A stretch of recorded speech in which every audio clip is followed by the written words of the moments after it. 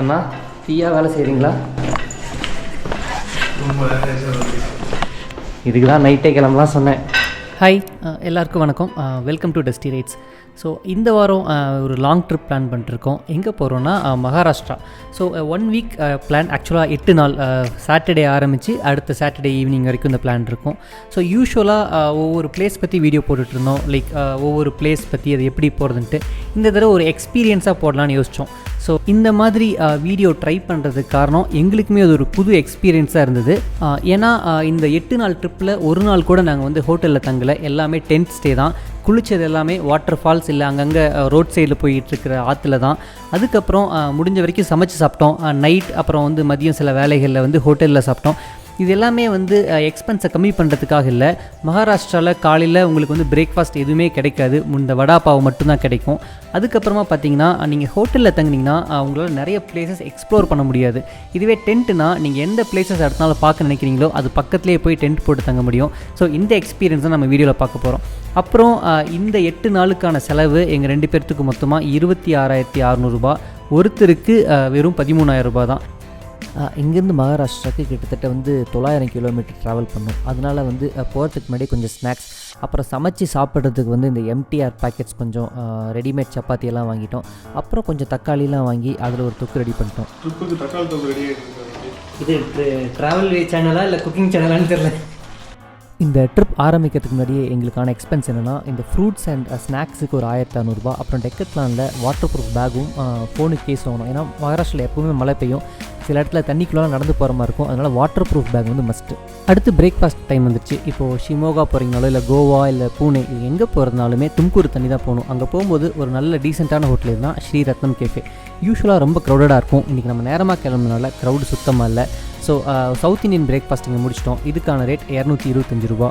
சாப்பிட்டு இங்கேருந்து கிளம்புனா அடுத்த 700 கிலோமீட்டருக்கு இதே மாதிரி ஸ்ட்ரெயிட் ரோடு தான். ரொம்ப ட்ரையாக தான் இருக்கும்.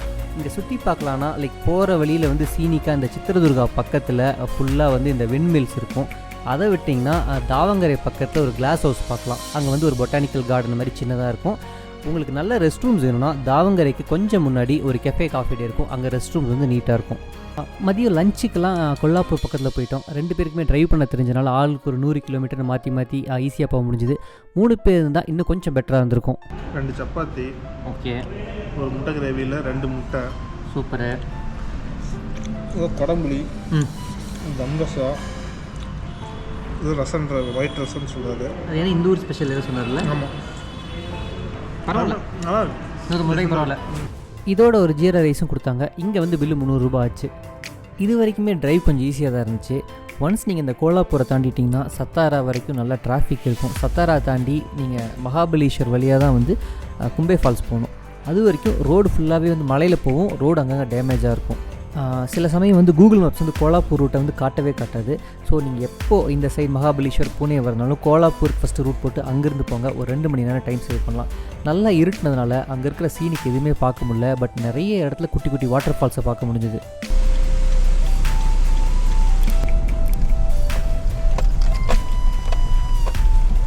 ஸோ இந்த பிளேஸ்லாம் பகலில் வந்திருந்தால் இன்னும் செம்மையாக என்ஜாய் பண்ணிப்போம். பட் பரவாயில்ல, இன்னொரு 1 வாரம் இங்கே தான் இருக்க போகிறோம். இந்த மாதிரி நிறைய பார்க்கலாம்.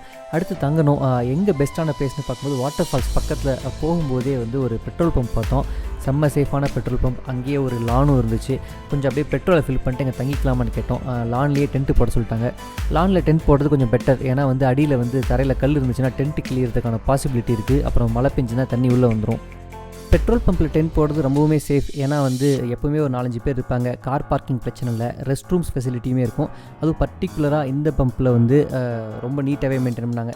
பார்க் பண்ணிவிட்டு அப்படியே வந்து ஆளுக்கு 2 சப்பாத்தி செஞ்சு சாப்பிட்டோம். செம்ம சூப்பராக இருந்துச்சு. வந்த டயரில் டென்ட்டில் படுத்து அப்படியே சீக்கிரம் தூங்கிட்டோம். காலை நேரமாக எழுந்திரிச்சு டென்ட்டெல்லாம் ஃபோல்ட் பண்ணிட்டு ஃப்ரெஷ் ஆகிட்டு சீக்கிரமாக கிளம்பியாச்சு. நேரமாக கிளம்புறது அதுக்கப்புறம் வந்து நம்ம ஸ்பாட் பக்கத்துலேயே தங்குறதுல ஒரு பெரிய அட்வான்டேஜ் என்னென்னா, போகிற ரூட்டில் யாருமே பெருசாக இருக்க மாட்டாங்க. அந்த சீனிக்கு வந்து செம்மையாக என்ஜாய் பண்ணலாம். அதுவும் காலையில் நேரமாக போகும்போது மிஸ்ட்டை என்ஜாய் பண்ணுறதுக்கான பாசிபிலிட்டி நிறைய இருக்கும். அதுவும் நாங்கள் தங்கியிருந்த பெட்ரோல் பம்ப் வந்து இந்த கும்பே வாட்டர் ஃபால்ஸுக்கு வெறும் ஒரு 15 கிலோமீட்டர் பக்கத்தில் இருந்ததுனால ரொம்ப சீக்கிரமாகவே வர முடிஞ்சிச்சு.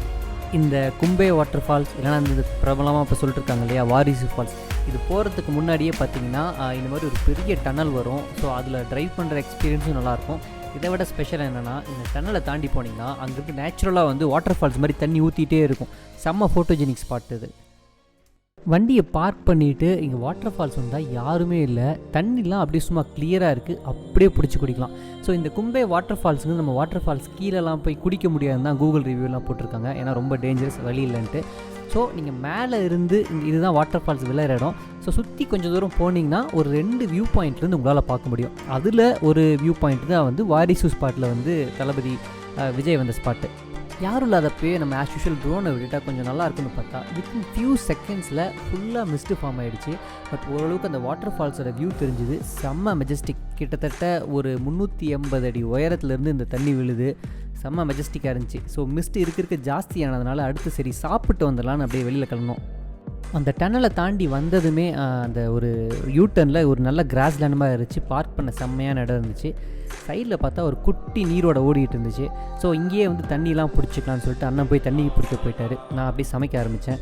செம்ம மிஸ்ட்டு ஃபார்ம் ஆகிடுச்சு. இந்த ஆம்பியன்ஸில் அப்படியே ரிலாக்ஸ்டாக உட்காந்து சமைச்சு சாப்பிட்றதே அது வந்து வேறு லெவல் பிளிஸ். பார்த்தீங்கல்ல, உங்களுக்கே இந்த இடத்துக்கு வரும்னு தோணுதில்ல. ஸோ இந்த மாதிரி வரும்னா நீங்கள் வந்து காலையில் ஒரு 7 மணிக்கெலாம் வந்துட்டிங்கன்னா யாருமே இருக்க மாட்டாங்க. செம்ம சூப்பராக இருக்கும்.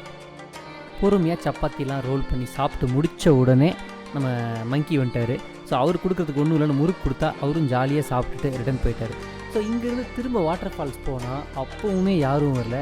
ஸோ எங்களுக்கு என்னென்னா இந்த வாட்டர் ஃபால்ஸ் போகிறதுக்கு வியூ பாயிண்ட்டுக்கு வழி தெரில, இங்கே சிக்னலுமே கிடையாது. ஸோ எப்படி பார்க்குறதுக்கும் போது அப்போ தான் 2 பசங்க வந்தாங்க. भैया ये वाटरफॉल है ना, वो व्यू पॉइंट किधर है? नीचे वो नहीं दिखा बड़ा व्यू पॉइंट इजी वन. என்னோட ஹிந்தி நாலேஜ் லெவலாக பார்த்த பசங்க நானே வழிகாட்டுறேன்னு சொல்லி கூட வந்துட்டாங்க. ஸோ இந்த மாதிரி ஹிந்தியை நீங்கள் அடிக்கடி இந்த வீடியோவில் பார்ப்பீங்க. ஸோ கொஞ்சம் அட்ஜஸ்ட் பண்ணிக்கோங்க, தப்பாக இருந்தால் மன்னிச்சுக்கோங்க. ஸோ இந்த வியூ பாயிண்ட் போகிறதுக்கு வாட்டர் ஃபால்ஸ்னு ஒரு 200 மீட்டர் முன்னாடி வந்தீங்கன்னா ரைட் சைடில் இந்த மாதிரி ரோடு போகும். இங்கே காரை பார்க் பண்ணிவிட்டு கொஞ்சம் தூரம் நீங்கள் வந்து நடந்து போகிற மாதிரி இருக்கும். பசங்க நிஜமாலுமே ரொம்ப சூப்பரான பசங்க. எப்படி போகணுன்னு வழி மட்டும்தான் கேட்டோம். எங்களுக்கு சரியாக புரியலன்னொன்னே கூடவே வந்து ஃபுல்லாக கூட்டிகிட்டு போயிட்டு ரிட்டன் வர வரைக்கும் கூடவே இருந்தாங்க. இங்கேருந்து ஒரு 5 நிமிஷம் வாக் தான். இருந்தாலுமே வந்து இந்த மாதிரி இப்போ எவ்வளோ பேர் வந்து ஹெல்ப் பண்ணுவாங்கன்னு தெரில. ஸோ ரிட்டன் எங்களுக்கு என்ன பண்ணணுன்னு தெரில. அப்போ தான் யோசித்தோம், சரி இந்த பசங்களை அங்கே வாட்டர் ஃபால்ஸ் முன்னாடி நிற்க வச்சு ட்ரோனில் ஒரு 2-3 ஷாட் எடுத்து அமுச்சு விட்டோம். அப்புறம் வந்து ரொம்ப ஹாப்பி ஆகிட்டாங்க. இந்த ஒரு இடத்துல மட்டும் பார்த்து போய்க்கணும், நல்லாவே சறுக்கும். அதுவும் மழை பெய்யும் போது கொஞ்சம் கேர்ஃபுல்லாக இருந்துக்கணும். அங்கே முன்னாடி ஒரு குட்டி பீக் மாதிரி தெரியுதா, அதுதான் வாரிசு படத்தில் வர ஸ்பாட். இது ஒரு சூப்பரான விஷயம் என்னென்னா, இங்கே மகாராஷ்டிராவில் இருக்கிற நிறைய பேர் இந்த படம் பார்த்துட்டு தான் இந்த வாட்டர் ஃபால்ஸ் வந்திருக்காங்க. ஸோ நம்மளும் இப்போ அந்த ஸ்பாட்டுக்கு போக போகிறோம். போகிறதுக்கு முன்னாடி இங்கே இருக்கிற வியூலாம் எப்படி இருக்குன்னு பார்ப்போம்.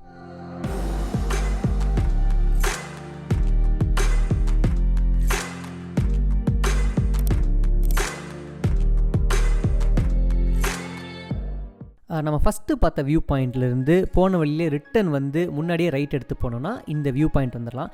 இப்போ இது நீங்கள் ஞாயிற்றுக்கிழமை வர்றீங்கன்னா அப்பப்போ அட்வென்ச்சர் ஆக்டிவிட்டிலாம் நடக்கும். ஸோ அந்த டைமில் ரோப் இருக்கும், ஈஸியாக இறங்கி இந்த இடத்துக்கு வந்துடலாம்.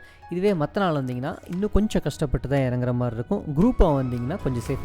ஸோ நாங்கள் வந்து உட்காந்துட்டோம். எங்களுக்கு முன்னாடி ஒரு 3 குரூப் இருந்தாங்க. ஸோ அவங்க நடந்து போகிறதுக்கே 10 நிமிஷம் ஆகிடும். அங்கே ஒரு 10-15 நிமிஷம் ஃபோட்டோ எடுத்துகிட்டு ரிட்டன் வருவாங்க. ஸோ ஒவ்வொருத்தர் போயிட்டு வரத்துக்குமே கிட்டத்தட்ட 1/2 மணி நேரம் ஆகிடும். ஸோ உட்காந்து பார்த்தோம். பார்க்குறதுக்கே நமக்கு பயமாக தான் இருந்துச்சு. இப்போ நமக்கு கடைசியாக போய் அந்த வியூவில் உட்காந்து பார்க்கும்போது வேணால் வந்து ரொம்ப கெத்தாக தெரியலாம். பட் போகிற வரைக்குமே போன எல்லாருமே கொஞ்சம் பயந்து தான் போனாங்க. ஸோ உட்காந்து போவாங்க, தவழ்ந்து போவாங்க, சில இடத்துல நின்று. ஸோ எல்லா வகையாகவுமே நீங்கள் எப்படிலாம் கற்பனை பண்ணுறீங்களோ அந்த மாதிரி தான் போகணும். அது அந்த லாஸ்ட்டில் ஒரு சின்ன மேடு இருக்கும், அங்கெல்லாம் ரொம்ப கேர்ஃபுல்லாக போகிற மாதிரி இருக்கும். என் கூட வந்து நிறைய பேர் இதோடு நின்றுட்டு திரும்பி போயிட்டாங்க. பட் அண்ணன் இருக்கிற தைரியத்தில் நானும், நான் இருக்கிற தைரியத்தில் அண்ணனும் சரி 2 பேரும் சப்போர்ட் பண்ணி போகலான்னு முடிவு பண்ணி போனோம். பெருசாக நாங்கள் வீடியோஸ்லாம் கூட எடுக்கல, அங்கே போய் தான் எடுத்தோம். ஏன்னா நம்ம கேமராலாம் கையில் வச்சுட்டு போகிறதுலாம் வாய்ப்பே கிடையாது. பட் அங்கே போனால் செம்ம ஒர்த்தாக இருக்கும். ஒரே ஒரு ரிக்வெஸ்ட் தான், எங்களுக்கு தெரிஞ்ச யாராவது இந்த வீடியோ பார்த்துட்ருக்கீங்கன்னா தயவு செய்து வீட்டில் சொல்லிடாதீங்க. அவ்வளோதான், அப்புறம் அடுத்த தடவை ட்ரிப் விட மாட்டாங்க. அதுவும் என்னாச்சு, நாங்கள் போனப்போ கரெக்டாக வந்து லைட்டாக ட்ரிசில் ஆகிட்டு நின்றுச்சு. ஸோ நல்லாவே சறுக்குச்சு. ஸோ கேர்ஃபுல்லாக போனோம். சிலர்லாம் என்னென்னா வந்து ரொம்ப ஈஸியாக கேஷுவலாக நடந்து போகிறாங்க. பட் நமக்கு அந்த அளவுக்கு தைரியம்லாம் கிடையாது. பட் அங்கே போய் ட்ரோனை விட்டால் செம்ம ஒர்த்தாக இருந்துச்சு.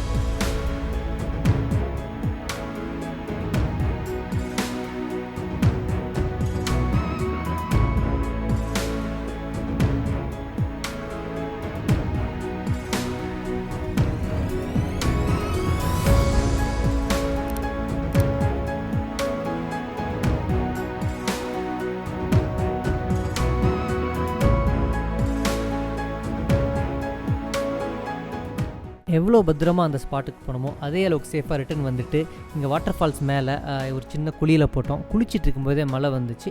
அப்போ அங்கே இருந்தவங்க சொன்னாங்க மழை வந்தால் உடனே கிளம்பிடுங்கன்னு. ஏன்னா மகாராஷ்டிரா பொறுத்த வரைக்கும் நல்லா மழை வந்துச்சுன்னா வித்தின் 10 மினிட்ஸ் நீங்கள் அந்த இடத்த விட்டு கிளம்பிடணும். இப்போ பாருங்களேன், ஒரு 15 மினிட்ஸில் இந்த மாதிரி இருந்த தண்ணி எப்படி இருக்குன்ட்டு.